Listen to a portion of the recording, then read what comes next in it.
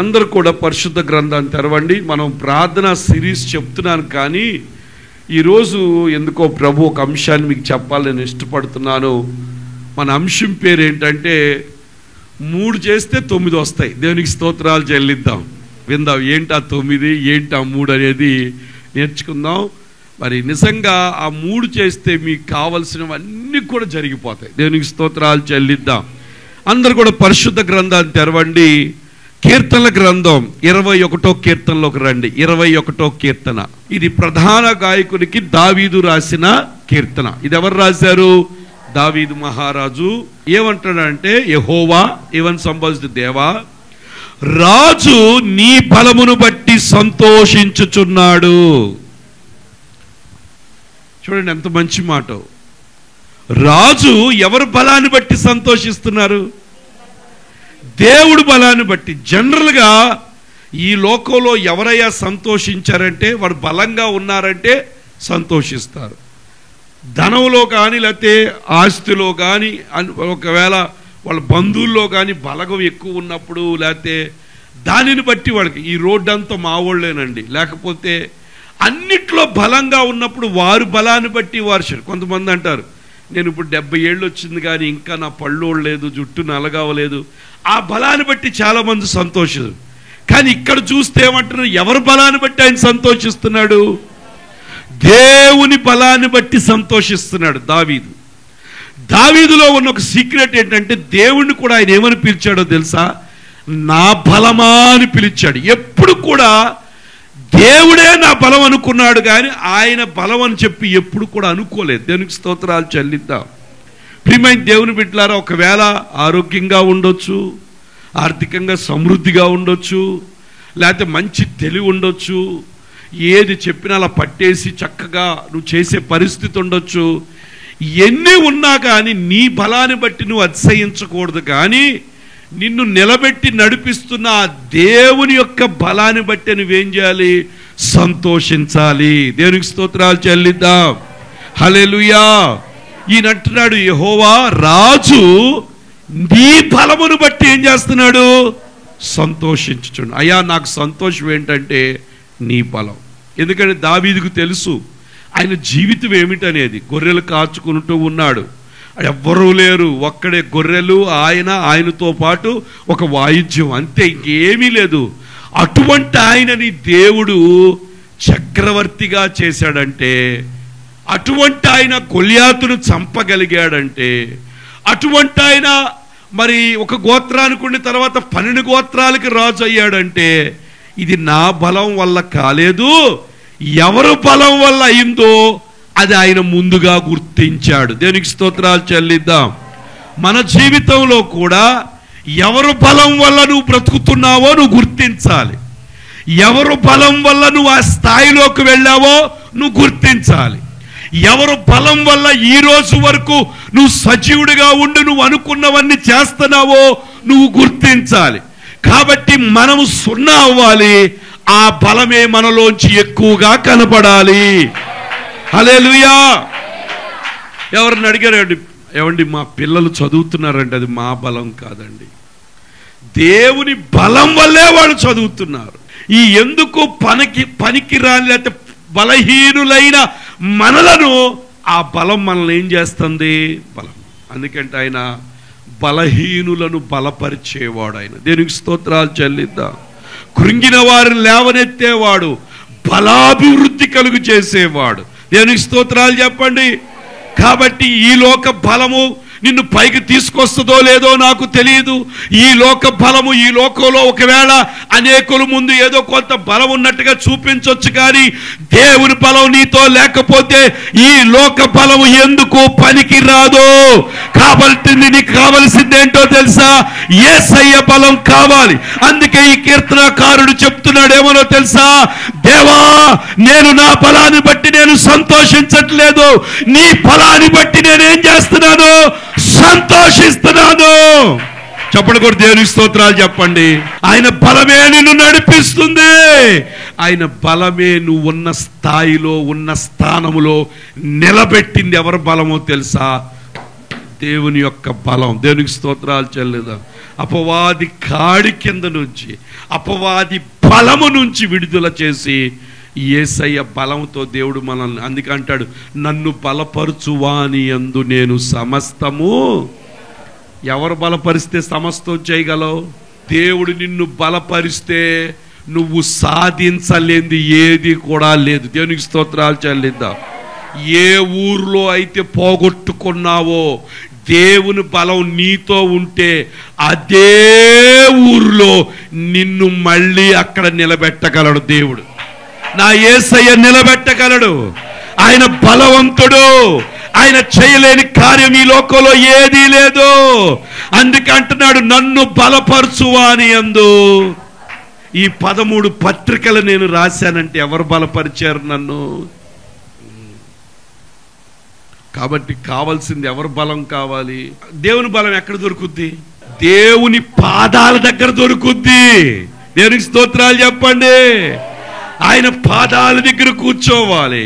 నువ్వు ఎప్పుడు బలహీనుడు అయిపోతావో బలం కోసం నీ charging, cell phone charging down అవగానే గబగబా పరిగెట్టుకుంటూ వెళ్ళిపోయి ఆ యొక్క సెల్ ఫోన్కి బలం ఇవ్వడానికి కావలసిన ఆ స్విచ్లో ఏ విధంగా పెట్టి దానికి బలాన్ని ఇస్తున్నావో అలా నీ ఆత్మీయ జీవితానికి బలం ఇవ్వడానికి యేసయ్య పాదాల దగ్గర నువ్వు కూర్చోవాలి. ఎందుకో తెలిసే, పిచ్చెక్కో మెంట్లెక్కో కాదు.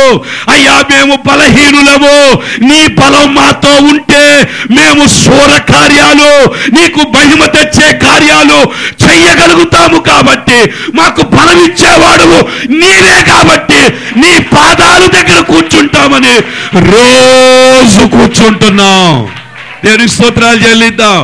పడుకోవడం వల్ల బలం రాదు. యేసయ్య పాదాల దగ్గర కూర్చో, నీ అవయవాలు ఫ్రెష్గా నూతనంగా మార్చేస్తాడు. హీ విల్ రెన్యూ, నిన్ను రూపాంతరపరుస్తాడు. దేవునికి స్తోత్రాలు చెల్లిద్దాం. హల్లెలూయా. కాబట్టి బలం కావాలంటే ప్రభు పాదాల దగ్గర కూర్చోవాలి. నీ వల్ల నువ్వేమీ సాధించలేవు. ఒక ఉద్యోగం సాధించాలంటే దేవుని బలం లేకపోతే నువ్వు సాధించలేవు. ఒక గృహం కావాలంటే దేవుని బలం కావాలి. లేకపోతే ఒక ఉన్నత స్థితిలోకి రావాలి అంటే దేవుని బలం కావాలి. ప్రభు బలం లేనిది మనం ఏమి కూడా. ఆ బలవంతుడైన యేసు నీకు బలం ఇవ్వడానికి 2025 సంవత్సరాల క్రితం తన్ను తాను తగ్గించుకుని రిక్తుడుగా శరీరాకారంలో మనలాంటి స్వభావం, బుద్ధి, రక్త మాంసాలు కలిగి తండ్రితో కూడా ఉండడం బాధ్యమని ఎంచుకోకుండా భూలోకానికి వచ్చాడు. ఎందుకో తెలుసా? నిన్ను బలపరచడానికి, నీకు బలం ఇవ్వడానికి, నువ్వు బలవంతుడై దేవుని కార్యాలు చేయడానికి.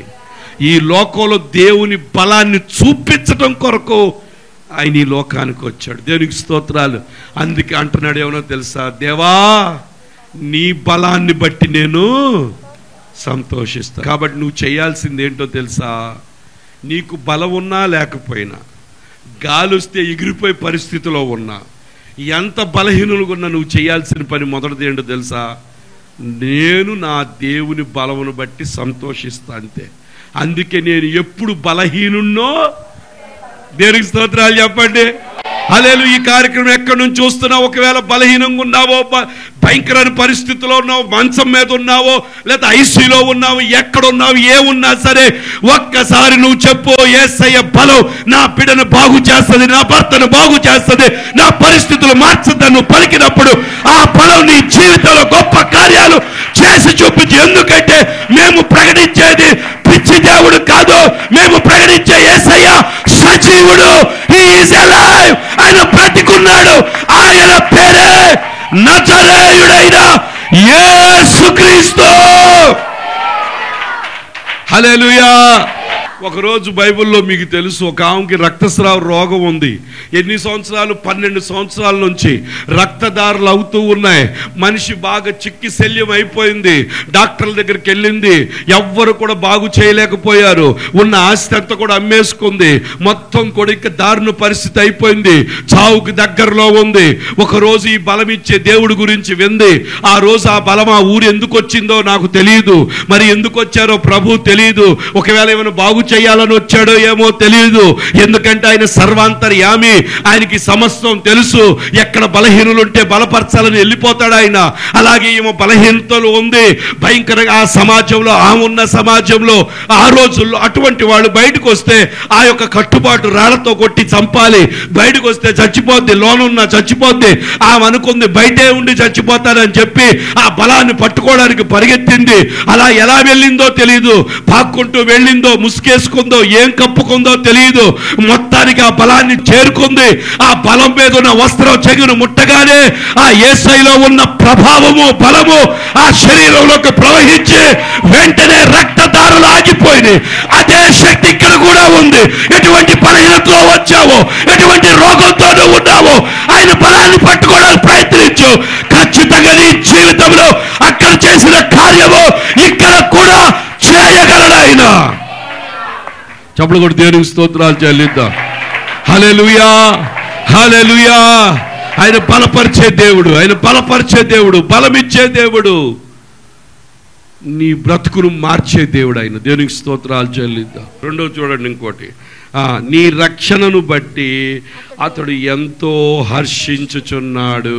రెండోది ఏంటంట, దేవుని యొక్క రక్షణను బట్టి ఏం చేస్తున్నాడు ఆయన. ఎంతమంది రక్షణ పొందినందుకు హ్యాపీగా ఉన్నారు చెప్పండి. ఒకవేళ భూకంపం రాని, ఏ సునామీ రాని, బిల్డింగ్ కూలి అందరూ వెళ్ళిపోని ఎక్కడికి వెళ్తాం మనం? రక్షణను బట్టి మనం ఏం చేయాలంట. ఈయన ఏం చేస్తున్నాడు తెలుసా, బలాన్ని బట్టి సంతోషించాడు. రెండోది రక్షణను బట్టి ఏం చేశాడంట, హర్షిస్తున్నాడంట. హీస్ రిజాయిసింగ్ అనమాట. అబ్బా ప్రభు ఈ రక్షణ ఇచ్చినందుకు వందనాలయ్యా, అయ్యా నిజంగా నన్ను రక్షించుకున్నందుకు వందనాలు. అవును, అనారోగ్యం ఉండొచ్చు, బాధ ఉండొచ్చు, శ్రమ ఉండొచ్చు, కష్టం ఉండొచ్చు, ఏమైనా ఉండొచ్చు, కానీ అంతకు మించినేమొచ్చిందో తెలుసా, రక్షణ. ఈ బాధలు ఇవన్నీ ఈ లోకం వరకే, మిగతా అన్ని ఎక్కడున్నాయి, మనకి అయ్యేమి ఉండవు కదా. దేవునికి స్తోత్రాలు. పరలోకి వెళ్ళిన బాధలు అక్కడ ఏడుపు ఉండదంట, దుఃఖం ఉండదంట, చెమట ఉండదు, ఆకలి ఉండదు, దప్పిక ఉండదు. ఎంతో సుందరమైన ఆ ప్రాంతానికి మనం వెళ్ళిపోతాం. దేవునికి స్తోత్రాలు చెల్లిద్దాం. కాబట్టి ఈయన ఏం చేస్తున్నాడంట, ముందేమో ఆయన బలాన్ని బట్టి సంతోషించాడు. రెండోది ఏం చేశాడు, రక్షణను బట్టి ఏం చేస్తున్నాడు, హర్షిస్తున్నాడు. మూడోది ఏం చేశాడు చూడండి, 7వ వచనంలో. మూడోది, ఏలయనగా రాజు యెహోవా యందు నమ్మిక ఉంచుచున్నాడు. మూడోది ఈయన ఏం చేస్తున్నాడు తెలుసా, అన్నిటికీ దేవుని మీదే నమ్మకం. మనుషుల మీద కాదు, పరిస్థితుల మీద కాదు, కంటితో కనబడే వాటిని నమ్మట్లా. ఎవరిని నమ్ముతున్నాడు, ప్రభునే నమ్ముతున్నాడు. శరీరంలో అనారోగ్యం ఉన్నా దాన్ని నమ్మట్లా, ప్రభు నాకు ఆరోగ్యాన్నే నమ్ముతున్నాడు అంతే. ప్రభు నాకు ఆరోగ్యం ఇస్తాడు. ఒకవేళ ఆర్థికంగా చాలా ఇబ్బందులు పడతాడు, దాన్ని నమ్మట్లా. దేన్ని నమ్ముతున్నాడు, సమృద్ధినే నమ్ముతున్నాడు. దేనికి స్తోత్రాలు చెల్లిద్దాం. హల్లెలూయా, హల్లెలూయా. కాబట్టి ఈయన మొదటిగా బలాన్ని బట్టి సంతోషిస్తున్నాడు, రెండోది రక్షణ బట్టి సంతోషిస్తున్నాడు, మూడోది ఆయన మీదే నమ్మకం పెట్టుకుని ఉన్నాడు. దేనికి స్తోత్రాలు చెల్లిద్దాం. ఎవరి మీద నమ్మకం పెట్టుకున్నాడు? మీ బ్యాలెన్స్ మీద నమ్మకం ఉందా? మీ ఫ్రెండ్స్ మీద నమ్మకం ఉందా? మనం ఎవరి మీద నమ్మకం పెట్టుకోవాలి? యేసయ్య మీదే నమ్మకం. ఈ 3 చేస్తే ఆయనకి 9 వచ్చినాయి. ఏంటో చూద్దాం. చూడండి, ఇప్పుడు మీకు అసలు చాలా అందుకే మీకు చెప్పాలని నేను ఇది తీసుకున్నాను. చూడండి, 2వ వచనం, ఇలా చేయటం ద్వారంట అతని మనోభిష్టము నువ్వు సఫలము చేయుచున్నావు. ఫస్ట్ది ఏంటంట చూడండి, ఫస్ట్ వినండి. ఆయన చేసిన పని ఏంటంటే దేవుని బలాన్ని బట్టి సంతోషించాడు, రెండోది రక్షణ బట్టి హర్షిస్తున్నాడు, మూడోది ఆయన మీదే నమ్మకం పెట్టుకుంటే జరిగిన విషయం ఏంటో తెలుసా, ఆయన మనోభీష్టం అంటే ఆయన హృదయ వాంఛలన్నిటిని దేవుడు తీర్చాడంట. దేవునికి స్తోత్రాలు చెల్లిద్దా. హల్లెలూయా. అంటే నీ హృదయ వాంఛలు తీర్చబడాలి అంటే నువ్వు చేయాల్సిన 3 పనులు. మొదటిది ఏంటి చెప్పండి? దేవుని బలాన్ని బట్టి నువ్వు సంతోషించాలి, నీ రక్షణ బట్టి నువ్వు సంతోషించాలి, హర్షించాలి. మూడోది ఎవరి మీద? ఆయన మీదే నమ్మకం పెట్టుకుంటే అతని మనోభిష్టమును నీవు సఫలము చేయుచున్నావు. ఆయన ఏదడిగితే అది ఇస్తున్నావు. నువ్వు నీ బలం మీద నమ్మకం పెట్టుకుంటే దేవుడు చెయ్యడు. నీ రక్షణను లెక్క లేకోకుండా బతికితే దేవుడు చెయ్యడు. ఆయన మీద నమ్మకం లేకోకుండా నీ ఇష్టం వచ్చినట్టుగా బ్రతికితే దేవుడు నీ కోరికలు తీర్చడు. నువ్వు చేయాల్సిన పని ఏంటో తెలుసా? ప్రతిరోజు కూడా ఆయన బలాన్ని బట్టి నువ్వేం చేయాలి? పొద్దున్న కళ్ళు తెరవగానే నా బలమా నీకు సంతోషం, నీకు వందనాలు, నిన్ను బట్టి నేను హ్యాపీగా ఉన్నానని ప్రభువుని బట్టి హ్యాపీగా చెప్పాలి. రక్షణను బట్టి నువ్వు రిజాయిస్ చేయాలి. ఆయన మీద నమ్మకం పెట్టుకుంటే నీ మనోభిష్టాలన్నిటిని ఆయన ఏం చేస్తాడు? సఫలం చేస్తాడు. మొదటిది, ఎంతమంది మీ కోరికలు తీరాలని ఆశపడుతున్నారు? చేయి పైకి ఎత్తండి. ఇవి నెరవేర్చబడాలి అంటే ఫస్ట్ ఏం చేయాలి చెప్పండి? ఎవరి బలాన్ని బట్టి సంతోషించాలి. నాకు ఎవ్వరు లేకపోయి నాకు ఎవరున్నారు? నేను ఇంటర్వ్యూకి వెళ్తున్నా, నాకు ఎవ్వరు లేరయ్యా, నువ్వు నాతో ఉన్నావు. దేనికి స్తోత్రాలు చెల్లిద్దా. నువ్వు నాతో ఉంటే అసలు దేవుడు మనతో ఉంటే ఓటం అనేదే ఉండదు. దేవునికి స్తోత్రాలు చెల్లిద్దా. హల్లెలూయా, హల్లెలూయా. మనల్ని ఓడించే దేవుడు కాదు ఆయన, మనల్ని ఓటము చేసేసి. బైబిల్లో ఉంది, ఎవరైతే ఆయన ముఖాలు చూస్తారో వాళ్ళు వెలిగించబడితే వారు ఎన్నటికీ లజ్జింపబడక నమ్ముట నీ వల్లైతే నమ్మువానికి సమస్తము. ఆయన యందు విశ్వాసం ఉంచువాడు ఎన్నటికీ. చూసారా? దేనికి స్తోత్రాలు చెల్లిద్దా. మొదటిగా మన మనోభిష్టాలన్నీ కూడా చేస్తాడు. రెండోది చూడండి, రెండోది, అతని పెదవుల్లో నుండి వచ్చిన ప్రార్థన నీవు మానక అంగీకరించుచున్నావు. నీ పెదాల్లోంచి వచ్చే ప్రార్థన ఆయన ఏం చేస్తాడంట? అంగీకరిస్తాడు, ఆమోదిస్తాడు, దానికి సైన్ పెట్టి రిలీజ్ చేస్తాడు. దేవునికి స్తోత్రాలు చెల్లిద్దాం. హల్లెలూయా. 3 చేస్తే ఇప్పుడు 2 వచ్చినాయి కదా. మొదటిది ఏం చెప్పండి? మీ మనోభిష్టాలన్నిటిని కూడా సఫలపరుస్తాడు. రెండోది, నీ పెదాల నుంచి వచ్చే ప్రార్థనను ఆలకిస్తాడు, అంగీకరిస్తాడు. మూడోది చూడండి, శ్రేయస్కరమైన ఆశీర్వాదముతో నీవు అతన్ని ఎదుర్కొనుచున్నావు. ఈ మాట అర్థమైతే చాలు. నీకు ఎదురుగా అంటే దేవుడు ఆశీర్వాదం పట్టుకుని వస్తా ఉంటాడంట. ఓ, ఆశీర్వాదం కొరకు నువ్వు పరిగెత్తక్కర్లా, అది నీకు ముందు వస్తా ఉంటుందట. దేవునికి స్తోత్రాలు చెప్పండి. హల్లెలూయా. ఇల్లు కోసం నువ్వు పరిగెత్తక్కర్లా, అదే నీ దగ్గరకు వచ్చి నన్ను తీసుకోవాట. దేవునికి స్తోత్రాలు చెల్లిద్దాం. నన్ను కొనుక్కోవాట. దేవునికి స్తోత్రాలు చెల్లిద్దాం. శ్రేయస్కరమైన ఆశీర్వాదముతో నీవు అతనిని ఎదుర్కొనుచున్నావు. ఎవరు ఎదుర్కొంటాడు? దేవుడు ఏం చేస్తాడంట? ఆశీర్వాదంతో. ఎవరిని? ఆయన బలాన్ని బట్టి సంతోషించే వాళ్ళు, ఆయన యందు విశ్వాసం ఉంచిన వాళ్ళు, నమ్మకం ఉంచిన వాళ్ళు, రక్షణ బట్టి హర్షించే వాళ్ళకంట ఆశీర్వాదం ఎదురుగా వస్తుందంట. దేనికి స్తోత్రాలు చేయాలి. ఎంతమందికి వస్తుంది? నా ఎదురు వస్తుంది అన్న వాళ్ళు దేవునికి స్తోత్రాలు చెప్పండి. ఎక్కడికి వెళ్ళినా నాకు దీవెనే అన్న వాళ్ళు దేవునికి స్తోత్రాలు చెప్పండి. అందుకే ద్వితీయోపదేశ కాండంలో 28 ఏముందో తెలుసా? బయటికి వెళ్ళినా దీవెనే, ఇంట్లో ఉన్న దీవెనే, నీ పిండి పిసికే తొట్టి దీవెనే, నీ పిల్లలు ప్రతిదీ నీకేంటో తెలుసా? ఎక్కడికి వెళ్ళా నీకు కలిసి రావడమే. చాలా మంది అంటారు, ఏమండి మాకు ఇల్లు కలిసి రాదు. అది దెయ్యం మాట. దెయ్యం నీలో ఉండి మాట్లాడుతుంది. నువ్వు అక్కడ అడుగు పెట్టగా నీతో పాటు ఎవరు ఎదురొచ్చారు చెప్పండి? ఎవరు ఎదురొచ్చారు? నీకు ఎవరు ఎదురొచ్చారు? కాబట్టి యేసయ్య ఉంటే కలిసి రాకుండా ఉంటుందా? ఉంటుందా? యేసయ్య కూడా నిజమే నిజమే నాకు కలిసి రావట్లేదు, మనం వేరే ఇంటికి అంటారా? యేసయ్య కలిసి రాంది కాదు, అక్కడ చెత్త ఉన్నది బంగారంగా మారిపోద్ది. దేవునికి స్తోత్రాలు చెల్లిద్దాం. యేసయ్య ఎక్కడ అడుగు పెడితే అక్కడ ఏమైపోయింది తెలుసా? 38 సంవత్సరాలు బేతస్తా కోనేరు దగ్గర పడున్నాడు. యేసయ్య వెళ్ళగానే 38 పడున్నాడు, లేచి పరిగెత్తుకుని పోయాడు. దేవునికి స్తోత్రాలు చెల్లిద్దాం. హల్లెలూయా. యేసయ్య ఎక్కడ ఉంటే అక్కడ దీవెన. దేవునికి స్తోత్రాలు చెప్పండి. మొదటిగా ఏమొస్తుందంట? మనోభిష్టాలను ఆయన సఫలపరుస్తాడు. రెండోది నీ ప్రార్థనలు అంగీకరిస్తాడు. మూడోది ఏంటో తెలుసా? శ్రేయస్కరమైన మంచి ఆశీర్వాదముతో తర్వాత చూడండి, అతని తల మీద అపరంజి కిరీటం పెడతారు. దేనికి స్తోత్రం. తల మీద ఏం పెడతారు? ఏ అపరంజి అంటే ఏంటి? బంగారం. బంగారం కిరీటం ఎవరికి పెడతారు? బంగారం కిరీటం ఎవరికి పెడతారు? మిస్ వాళ్ళకి, మిస్ వరల్డ్కి, మిస్ యూనివర్స్కి, ఇంకేంటి రాజకుమారులకి. అంటే ఇప్పుడు మీరు ఎవరంట? రాజకుమారులు. మీ స్థితి అది దేని సూచిస్తుందో తెలుసా? నువ్వు తక్కువ స్థితి ఉండటం సూచించట్లా. కిరీటం పెట్టుకు తిరుగుతున్నావంటే నువ్వు మామూలుడివా? దేవునికి స్తోత్రాలు చెప్పండి. అందుకే దేవుడంట మన రాజులుగా, యాజకులుగా, పరిశుద్ధ జనాంగముగా, సొత్తైన ప్రజలుగా చేశాడు. కాబట్టి మనం ఆర్డినరీ ప్రజలం కాదు. ఎక్కడ అడుక్కునే పరిస్థితి లేదు. నువ్వు కింగు, వాళ్ళ కింగులు, మీరు క్వీన్స్. మీ మీద ఏం పెడతారంట? ప్రభు బిడ్డవు నువ్వు. ప్రభు కిరీటం పెట్టుకుని అన్నిట్లో నువ్వు తలగానే ఉంటావు. దేనికి స్తోత్రాలు చెల్లేదు. అపరంజి కిరీటం. తర్వాత చూడండి, తర్వాత ఆయుష్ నిమ్మని అతడు నిన్ను వరమడుగగా నీవు దానిని అతనికి అనుగ్రహించి ఉన్నావు. ఆయుష్ కూడా ఇచ్చాడంట. దేవునికి స్తోత్రాలు చెల్లేదు. ఆయుష్ నిమ్మని అతడు అడగగా రాజు దేవుడు ఏం చేశాడంట? ఆయుష్ని ఇచ్చాడంట. దేవునికి స్తోత్రాలు. హిజ్కియా అడగగానే దేవుడు ఏం చేశాడు? ఆయుష్ని ఇచ్చాడు. అంటే దేవుని బలాన్ని గుర్తించినప్పుడు నీ ఆయుష్ కూడా పెరుగుద్ది. దేవునికి స్తోత్రాలు చెల్లిద్దాం.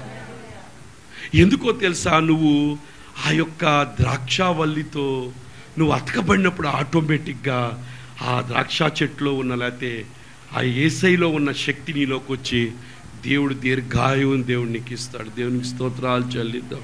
ఆయుష్ నిమ్మని అడగగా దేవుడు ఏం చేశాడంట?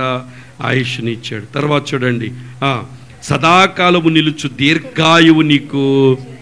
సదాకాలం అంటే ఇక్కడ ఒకవేళ మనం సదాకాలం లేకపోయినా ఇక్కడ లోకంలో విడిచిపెట్టిన పరలోకంలో ఏం చేస్తాం? సదాకాలం ఆయనతో పాటు మనం ఉంటాం. సదాకాలం నిలుచు దీర్ఘాయువుని ఆయుష్ ఇస్తాడంట, దీర్ఘాయువుని ఇస్తాడంట. తర్వాత చూడండి, అతనికి గొప్ప మహిమ కలిగింది. రక్షణ వల్ల ఏం చేస్తాడు? అతనికి గొప్ప, ఆయన ఇచ్చిన రక్షణ వల్ల మహిమ వచ్చిందంట. మహిమ, గ్లోరీ మనకి ఆ రక్షణ బట్టి మహిమ. అందుకే ఆ మహిమ వచ్చింది కాబట్టి మనం వెళ్ళి ఎక్కడ కూర్చున్నాం తెలుసా? యేసయ్య పక్కన కూర్చున్నాం. ఎఫెసీ పత్రికలో చూస్తాం. ఆయనతో పాటు లేపి మనల్ని ఎక్కడ కూర్చోబెట్టాడు? ఆయన పక్కన. చూడటానికి ఇక్కడ ఉన్నాం కానీ ఆత్మీయంగా ఎక్కడ ఉన్నాం తెలుసా?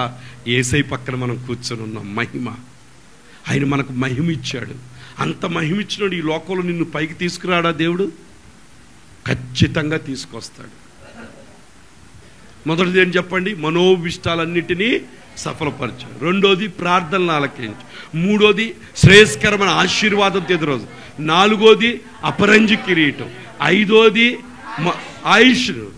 ఆరోది దీర్ఘాయువు ఇస్తాడు. ఏడోది ఏంటో తెలుసా? మహిమతో నిన్ను కప్పుతాడంట. తర్వాత చూడండి, ఎనిమిదోది గౌరవ ప్రభావములు నీవు అతనికి ధరింపచేసి ఉన్నావు.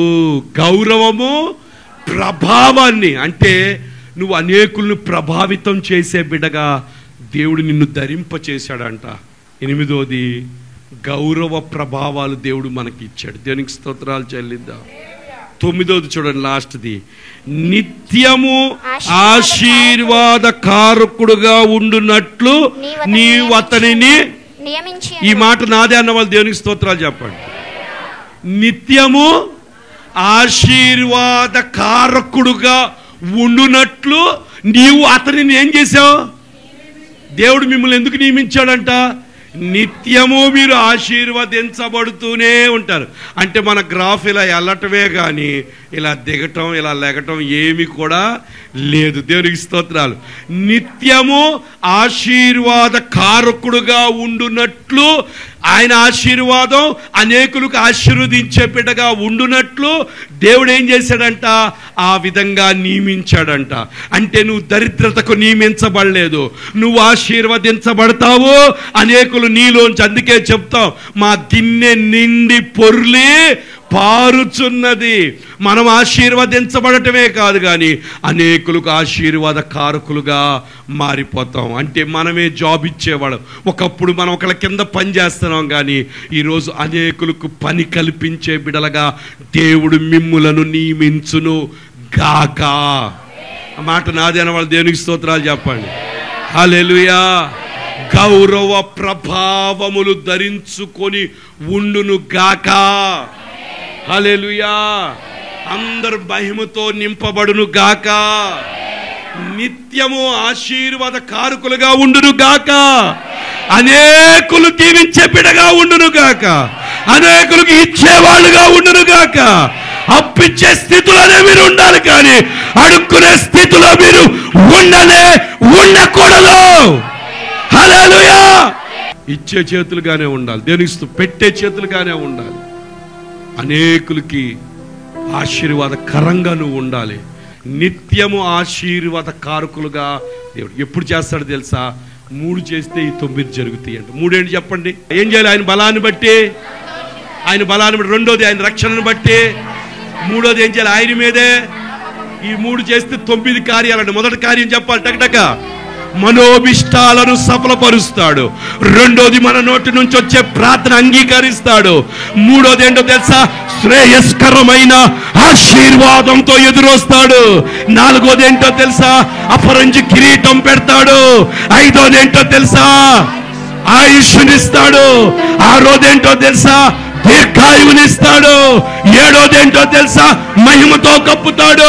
ఎనిమిదోదేంటో తెలుసా? గౌరవ ప్రభావములు నీకు ధరింపజేస్తాడు. తొమ్మిదోదేంటో తెలుసా? నిత్యము ఆశీర్వాద కారకుడుగా నా దేవుడు నిన్ను చేస్తాడు. ఈ 9 కావాలన్న వాళ్ళు 2 చేతుల పైగా దేవునికి స్తోత్రాలు చెప్పండి. హల్లెలూయా. అయ్యా 9 వస్తే 3 చేస్తారా? ఎక్కడి నుంచి చూస్తున్నావో తెలియదు. ఎంతో మంది ఫోన్లు చేస్తా ఉన్నారు. ఈ 3 చేయండి. 3 ఏంటో తెలుసా? నువ్వు బలహీనురాలువైనా బలవంతుడు. నీ బలాన్ని బట్టి సంతోషించొద్దు, దేవుని బలాన్ని బట్టి. ఈరోజు ఒక పొలం ఉందో, వ్యవసాయం చేస్తున్నావో, పిల్లలు ఉద్యోగాలు సెటిల్ అయ్యారో, మంచి ఇల్లు కట్టుకున్నావో, చక్క టీవీ పెట్టుకుని పెద్ద టీవీలో నా వాక్యం వింటున్నావో, వాటిని బట్టి సంతోషించమాక. దేవుని బలం నిన్ను ఆ స్థితిలో కూర్చోబెట్టింది. ఈరోజు కూర్చుని ఆ టీవీ కార్యక్రమం చూస్తూ హ్యాపీగా ఉన్నావంటే అది నీ బలం కాదు. నీ పొద్దున్నే సంచి మోస్తున్న పొద్దున ఒక బిళ్ళ, సాయంత్రం బిళ్ళ, రాత్రి బిళ్ళ, బిళ్ళలు మింగి అది కాదు బలం. ఆ యేసయ్య బలమే నిన్ను నిలబెట్టింది. దాన్ని బట్టి 2 చేతుల పైకి దేవుని స్తోత్రాలు చెప్పుకో. రెండోది దేవుడు నీకు ఇచ్చిన రక్షణ బట్టి స్తోత్రాలు చెప్పుకో. ఆయన మీద నమ్మకాన్ని బట్టి దేవునికి స్తోత్రాలు చెప్పు. అప్పుడు 9 కార్యాలు నీ పట్ల జరుగుతాయని ప్రభు పేడ తెలియపరుస్తున్నాను. ప్రభువుని బట్టి నువ్వు ఈ స్థితిలో ఉన్నావు.